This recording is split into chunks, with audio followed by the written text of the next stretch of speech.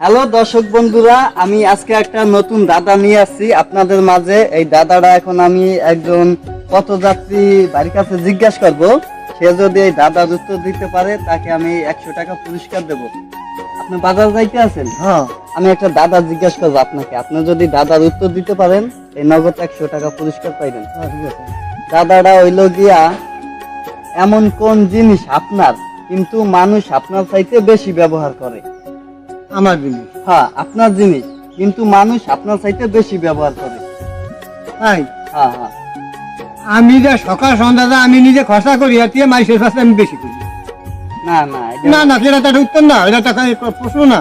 প্রশ্ন আপনি উত্তর দিতে পারেন কিন্তু উত্তর সঠিক হয় নাই।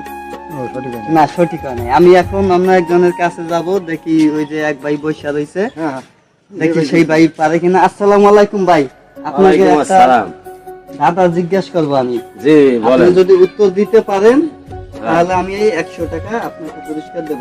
আচ্ছা ঠিক আছে, বলেন বলবো। বলেন দি, যদি আমার মনের মতন হইয়া পড়ে তাহলে আমি উত্তর আপনারা অবশ্যই দেব। ওকে, দাদা হইল গিয়া, কোন জিনিস আপনার হুম। কিন্তু মানুষ আপনার চাইতে বেশি ব্যবহার করে? বুঝতে পারছেন? এটা তো মানুষের নাম।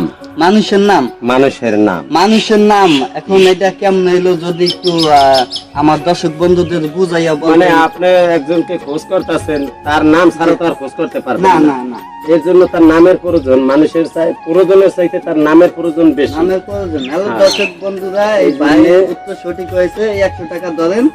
যেমন আপনার উত্তর আচ্ছা। সঠিক হয়েছে, যেমন এই 100 টাকা পাইছেন ওই ভাই। জি, আমি 100 টাকা ভাই বুঝতে দেখান, পাইছি। দেখান সবাই রে। দর্শক বিন্দুরা, এই যে পাইছি, প্রশ্নের উত্তর সঠিক হয়েছে আমার।